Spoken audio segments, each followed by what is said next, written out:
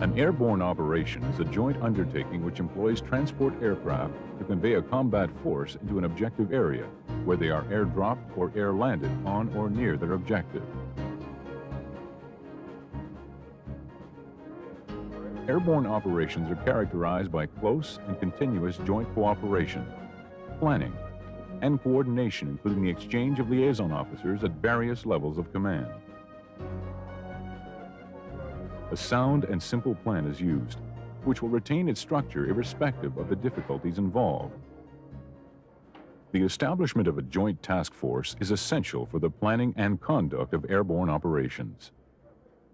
The Joint Task Force Commander commands all assigned elements and is responsible for directing and coordinating the operation, including the resupply and the link-up or extrication of the force. The Airlift Commander commands the airlift units and is responsible for the air movement stage of the operation. He determines the technical parameters of the lift, including the run-in direction and the marking of the DZs.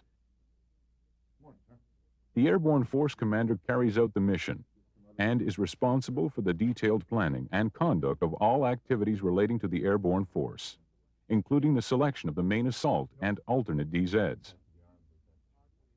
The coordination of fire support is the responsibility of the Task Force Artillery Commander, who operates from the Force Fire Support Coordination Center.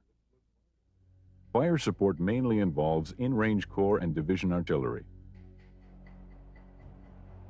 Close air support aircraft,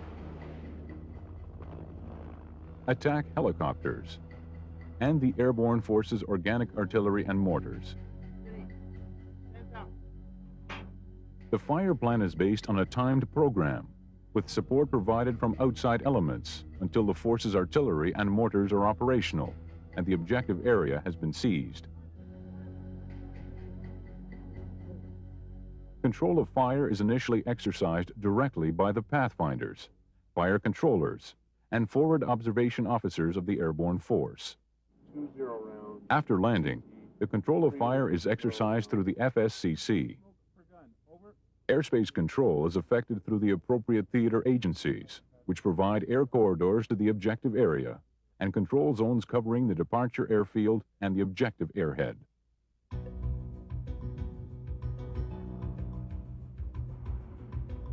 Tactical air support plays a vital role in airborne operations.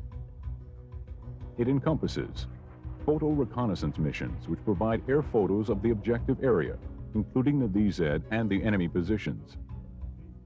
Missions allocated to suppression of enemy air defense fire, which are flown over the objective area just before the landing. Close air support sorties, which may be employed to assist in isolating the objective area, especially with respect to any nearby enemy armor forces, and engaging any hardened point targets providing difficulties to the assault elements, and local air superiority, which must be achieved both en route to and over the objective area. Electronic warfare support may also be used to disrupt enemy communications and gain knowledge of the enemy's counterattack activities. Airborne forces incorporate characteristics which differentiate them from conventional forces, with emphasis being placed on the special spirit of the individual to complete the mission. They are adapted to move by transport aircraft over great distances, avoiding obstacles and achieving surprise. They are trained to react to a variety of operations with a minimum of delay and are lightly equipped to meet the requirements of the mission and the environment. They can be air-landed or dropped by parachute, and their light scales make them ideal for helicopter-transported operations. They are capable of moving over difficult terrain on foot as a self-contained entity. Airborne forces can be effectively employed in areas which restrain the operations of conventional forces. Airborne forces pose a severe threat to enemy rear area installations, and their use can create a shock effect out of all proportion to their size, firepower, and numbers for a short period of time. Airborne forces suffer the inherent limitations of aircraft unserviceabilities, adverse weather and drop zone conditions, a lack of up-to-date and extensive intelligence, and heavy losses which can be occasioned by enemy fighters, air defense weapons, and ground fire.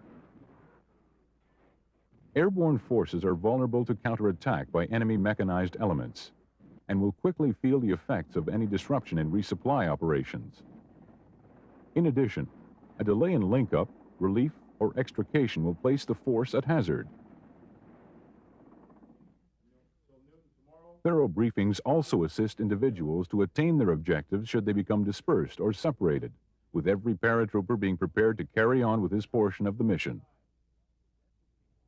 SOPs allow for rapid reaction to a mission requirement and provide for essential control features, such as DZRVs, fire support coordination lines, link-up and extraction points, and key timings.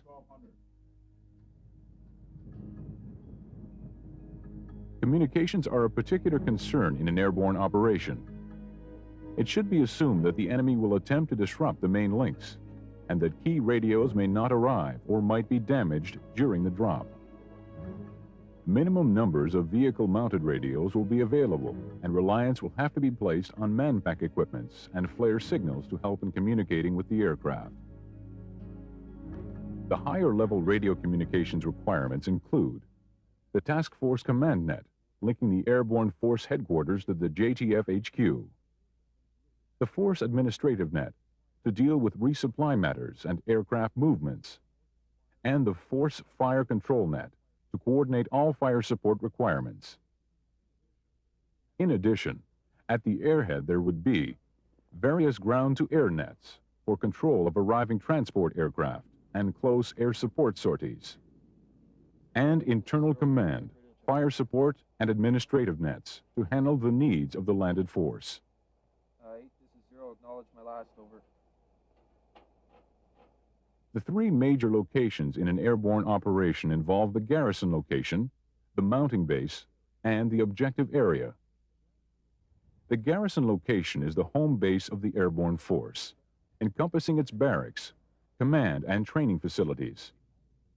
It also includes the applicable base support infrastructure and communications, which serve to support the assembly, administration, and staging of the force. The base organizes personnel and technical departure assistance groups, which help prepare the force for its move. The mounting base includes the departure airfield, an operations site, transit camps, storage dumps, medical facilities, and the communications, administrative, and logistics services to support the operation. The objective area includes the airhead with its DZs, echelon site, and the force objectives. Planning for an airborne operation is carried out in the reverse order of execution. It involves the ground tactical plan, which assigns the objective and determines the combat force needed to accomplish the mission.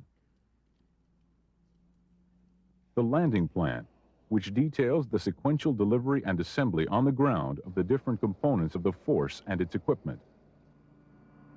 The air movement plan, which provides the information on the movement of the force from the departure airfield to the drop or landing zones. And the mounting plan, which deals with marshalling of the force at the airhead, as well as the briefing and preparations for the operation and the loading of aircraft. The preparation for and execution of an airborne operation generally falls into 4 phases. The mounting phase starts with the receipt of the warning order or planning directive. During this phase, joint planning is completed. Troops, equipment, and supplies are assembled and readied, and briefings and rehearsals are conducted. Marshalling also takes place and includes the movement of troops, supplies, and equipment to the mounting base, where they are loaded into transport aircraft.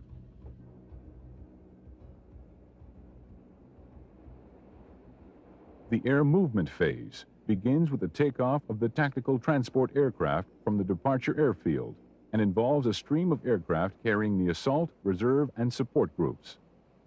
It ends with the delivery of the last aircraft load to its designated drop zone or landing strip.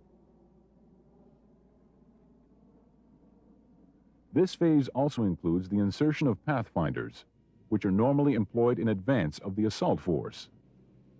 A pathfinder group is allotted to each DZ. The group normally consists of a commander, a DZ controller, a fire controller, 2 recce detachments, and a signaler who handles the rear link communications. It might also include a medical assistant and an engineer recce and work party.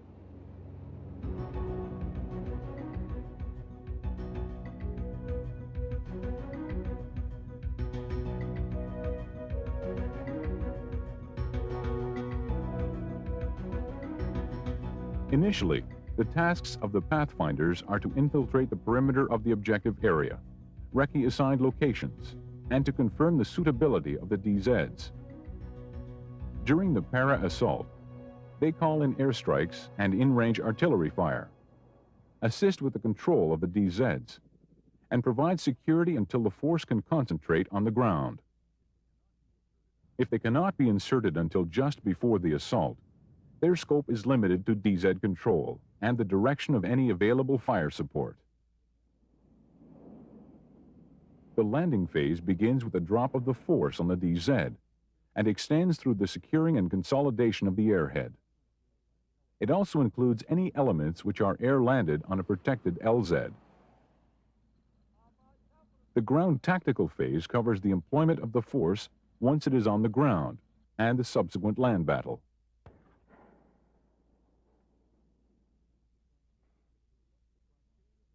The criteria for the selection of a drop zone includes the closeness of the DZ to the objective, which facilitates the recovery of stores and heavy equipment, and allows for the capture of the objective before the enemy has time to react. The size of the DZ, which must relate to the numbers of troops and stores being dropped. An area approximately 2,000 by 600 meters would be suitable as a main or alternate DZ. The surface of the DZ, which should be relatively level so as to reduce landing injuries and the complication of handling overturned platforms. Additional criteria involve the airlift force, which must be satisfied that they can locate and identify the DZ from the air under the expected visibility conditions. The location and strengths of enemy ground defenses, and particularly those which can interfere with the assembly and movement of the force, and the drop, which must take place clear of any enemy anti-aircraft weapons, or where it is feasible to implement an intensive program to suppress enemy air defense weapon systems. The DZs are marked by pathfinders just prior to the arrival of the lead aircraft. They use a letter identifier, which also locates the impact point. A lead-in marker may also be required.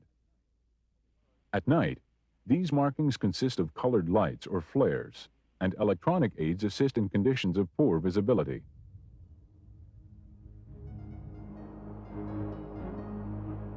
Extraction zones and landing strips involve the same fundamental criteria as DZs, but require additional marking. The impact area of an EZ is approximately 300 meters in length, not counting approach and climb-out zones. It is marked with a code identifier, release, impact, and climb panels. A landing strip requires at least 1,200 meters of usable runway length. It is marked with a coded identifier, and with orange panels by day, and green, red, and white lights at night. Smoke may be used to indicate wind direction and velocity. The main types of tasks assigned to an airborne force include seize and hold missions, area interdiction operations, and raids on enemy locations. A force may also be involved in air mobile, deep patrol, and rear area security operations. Seize and hold missions can be conducted close to the FIBA, well within range of artillery and attack helicopters, or in depth along an offensive axis. These missions involve a parachute or air-landed assault onto or as close as possible to an objective, seizing it, and then reorganizing and holding until link-up or relief takes place. Assaults may be conducted against major road, bridge, defile, or urban locations that might prove to be a serious choke point to an advancing force. They could also secure landing areas, key terrain, and airfields as a phase of an offensive operation. An air-landed assault, or the immediate follow-up lifts to a parachute assault, involves tactical aircraft with combat-loaded troops ready to deplane into action. These troops are not normally expected to engage in combat immediately upon landing. Air-landed units are mainly made up of conventional forces, which must be trained and equipped for a lightly scaled operation. Air-landed elements should be offloaded as close as possible to the objectives to be engaged or to the troops being supported. Supplies and equipment are delivered at a pre-planned rate to locations on the airfield which will require a minimum of additional movement and handling. An air-landed operation would normally involve a specially trained Air Force air traffic control team, which is brought in as soon as the airstrip is serviceable. The team can be operational within 2 hours of landing. It provides for the control of all air traffic at the objective airfield, including the provision of letdown, traffic pattern, taxi, and takeoff instructions. Area interdiction operations are planned at the highest level and are designed to prevent or hinder enemy activities within a given area. Interdiction operations involve raids, ambushes, mining, and sniping, which are mainly directed against industrial facilities, military installations, and enemy lines of communications. They cause the enemy to commit large forces for rear area security duties and generally have a demoralizing effect on his troops. These operations are best undertaken in terrain that restricts the off-road mobility of enemy forces and which favors concealment. Targets for interdiction operations include transfer points, tracks and rolling stock, vehicle compounds, aircraft and airfield facilities, shipping, port installations, as well as selected bridges and defiles, communication centers and transmission interlinks, power plants and transformer switching stations, fuel storage, refinery and pipeline equipments, key components of specialized industrial plants, and headquarters, military stores, and maintenance entities. The area assigned to the interdiction force is divided into sectors with a subunit responsible for all operations within a given sector. The sectors provide space for maneuver to prevent the force from being trapped and to permit the early detection of enemy search and destroy parties. The force would normally enter the area with its accompanying supplies and facilities. Additional requirements would be later delivered to selected locations. Supply problems can be offset by using captured enemy stocks and by living off the land. Communications difficulties caused by the dispersion of the force can be eased by the use of long-range radios. Airborne raids are planned at the highest level, and the size of the force is kept to the minimum. A raid constitutes a surprise attack by parachute or air-landed assault. It may operate independently or in conjunction with friendly guerrilla units. Objectives suitable for airborne raids may either be deep in enemy territory or relatively close to the FIBA. These include command posts and headquarters, communication centers, transport networks, airfield installations, key enemy personnel, supply installations and facilities, PW enclosures, intelligence targets, and the like. The raiding force is generally organized into an assault element, which accomplishes the mission, a support element, which provides and coordinates the required support, a security element, which seals off the objective, and a reserve. Airborne raids are preferably carried out in conditions of poor visibility, which facilitate surprise. They are executed as swiftly as possible. The raiding force is either extricated before the enemy can react, or it may remain and carry out an area interdiction operation. The bulk of the airborne forces supplies are handled by their integral tactical air movement sections. These sections prepare cargo and equipment for delivery, assist with the loading and with the dispatch of airdropped stores, layout and mark follow-up cargo DZs and EZs, control activity on the ground, and help clear away cargo after the drop. Supplies provided to an airborne force are categorized as accompanying, follow-up, and routine supplies. Accompanying supplies are those carried by the troops in support of the assault. They are issued early to allow for their preparation for air movement. Accompanying supplies include loads which are carried on the individual, wedge loads which are dropped in conjunction with personnel, door loads which are pushed out ahead of a stick of paratroops, CCC-1 loads which are handled by aircraft equipped with a container delivery system, medium equipment loads that are gravity extracted from the aircraft ramp, and parachute extracted heavy equipment platforms that go in with the assault force. Accompanying supplies also include prescribed loads and any additional items which are brought into the airhead by oncoming echelons at their time of entry. Quantities and natures of follow-up supplies are based on an estimated daily expenditure and include on-call items which may be quickly provided to satisfy emergency requirements. They are delivered after the parachute assault in accordance with a planned program. In certain instances, specialized natures of heavy bulk items such as ammunition would be dropped directly on the gun position to reduce ground handling. Routine resupply is a result of normal requisitioning procedures, replacing combat supplies and other stores which have been expended, or to increase reserve stocks. These would normally be delivered by transport aircraft. All aircraft loads are inspected and certified by Air Force Air Movements personnel prior to loading.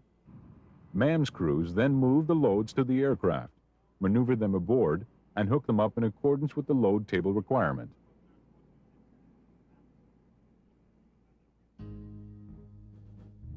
Airborne operations require considerable joint planning and control at all levels of command, and a great deal of material support.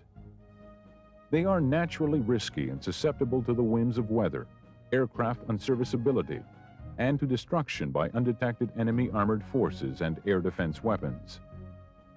With sound intelligence, good planning, and the proper use of the force, an airborne operation can achieve results far exceeding the actual expenditure of resources.